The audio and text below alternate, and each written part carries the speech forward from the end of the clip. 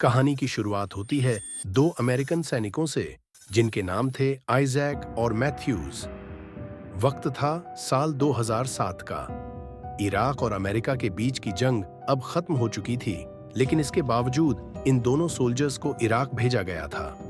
उनका मिशन था एक निर्माणाधीन पाइपलाइन की निगरानी करना, क्योंकि खबर थी कि जूबा नाम का एक खतरनाक इराकी स्नाइपर वहां काम कर रहे अमेरिकन वर्कर्स को निशाना बना रहा है। आइजैक और मैथ्यूज उस साइट पर पहुंचे और झाड़ियों में छिपकर दुश्मन की हलचल का इंतजार करने लगे। धीरे धीरे 20 घंटे बीत गए, लेकिन न कोई मूवमेंट, न ही जूबा का कोई सुराग।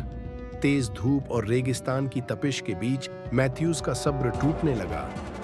उसे लगने लगा कि ये मिशन शायद फालतू है और उन्हें किसी ने गलत सूचना दी है।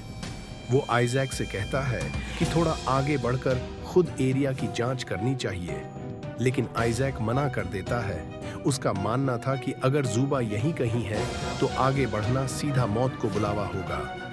मैथ्यूज कुछ हद तक असहमत था, लेकिन फिर भी कुछ और घंटों तक रुकने का फैसला करता है। कुछ देर बाद उसे पास में एक टूटा हुआ रेडियो दिखता है और वो उसे उठाने के लिए आगे बढ़ता है। इसी दौरान आइजैक का स्कोप अचानक धुंधला हो जाता है और वो मैथ्यूज को ठीक से देख नहीं पाता। वो फौरन रेडियो पर मैथ्यूज को अलर्ट करता है। मैथ्यूज को आसपास कुछ लाशें भी दिखती हैं और वो उनकी जांच करता है, लेकिन जब वो लाशों के सिर देखता है तो दंग रह जाता है। सभी को एकदम सटीक हेडशॉट मारा गया था। उसे अब आइजैक की बातों की गंभीरता का एहसास होता है। शायद वाकई में यहाँ कोई प्रोफेशनल स्नाइपर मौजूद है। मैथ्यूज गोलियों की दिशा जानने की कोशिश करता है, लेकिन आइजैक उसे रोकने की कोशिश करता है। तभी अचानक एक गोली सीधी मैथ्यूज के पेट में लगती है और वो जमीन पर गिर जाता है। अब आइजैक तुरंत अपने जख्मों की ओर देखता है।